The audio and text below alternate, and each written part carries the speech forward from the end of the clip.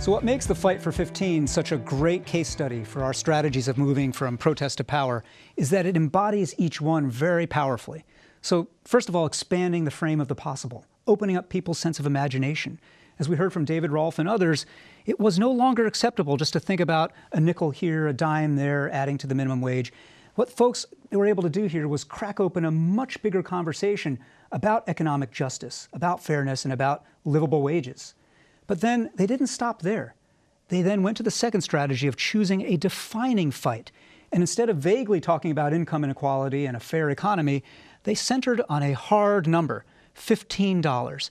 A $15 hourly wage at the time seemed really audacious, and in many places still does.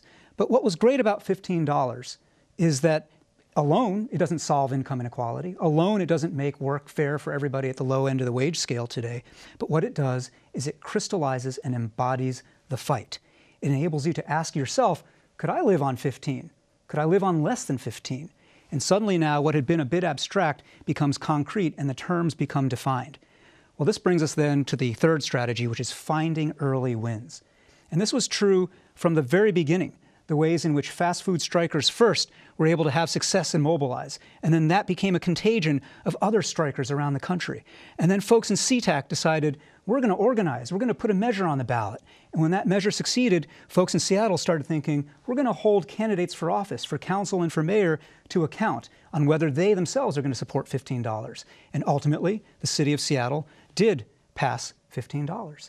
In all of these ways, this fight in Seattle encompasses the intentionality that's needed to move from the energy of protest to the durable change of political power and policy change. But it's not just been in Seattle. As a result of this work now, all around the country, Fight for 15 has spread. All around the country, wages have increased. And this has become a whole different kind of conversation in the United States about wages, about economic justice, and about the nature of an economy that includes all of us. This, to me, is one of the exciting parts about this moment right now where people are learning how to convert protest into durable power. Well, every episode, we like to think about a conversation that we're having with you, the viewers. And we invite you to send in your questions and your thoughts. You can always do that via Twitter, @Seattle Channel, using the hashtag CitizenUTV. And today, we want to spend some time speaking to some of the questions that you all have sent in. So this first one comes in via Facebook from Cheryl Stumbo. And she asks, does widespread incivility in politics play some useful role in driving needed changes in a democracy? You know, this is a great question because we sure know that right now our politics is full of incivility. And one reflex is to say, you know, we all ought to be a bit nicer. We all should be less rude, less raw in our politics. But I don't want to quite go there so immediately because, kind of like a canary in a coal mine, incivility is often a signal of something else going on. People who are feeling voiceless, people who are feeling cut out.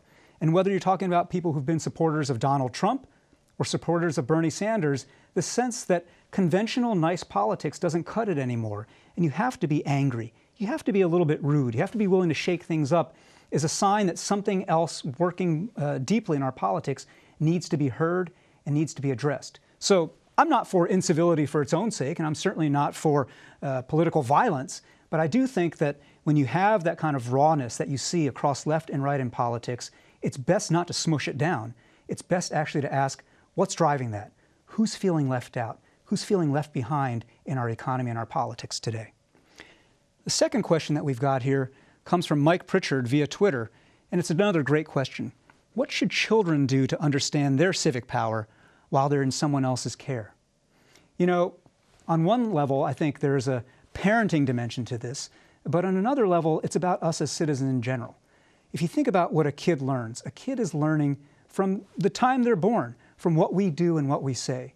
So number one, we ourselves as adults who are presences in the lives of children have to model the kind of civic power and the civic confidence that we want our children to grow up with. We have to model getting literate in power. We have to model deciding to raise our hands, to step in, to have a voice, and to find our place. And our children will see that. But secondly, I think it's a matter of simple practice, as it is with anything with kids, right? Sports, music, arts, whatever. And from the time that they're young, it is possible to imagine children as citizens in training, citizens who are growing and developing their sense of what is possible, just as they are on the athletic fields or in the musical halls. And there's a great movement afoot in civic education in the United States right now called Action Civics, teaching kids civics not by just what's in the books about 3 branches of government and how a bill becomes a law, but teaching civics to children by giving them the power to actually go in the community and do stuff. Go in the community and write a petition for changing the way this park is being developed. Go in the community and ask your city council, how come the bus routes ignore my neighborhood? Go in the city and go into politics as children, coming together, finding your voice. That kind of practice matters, and practice, practice, practice is how children become great and powerful citizens.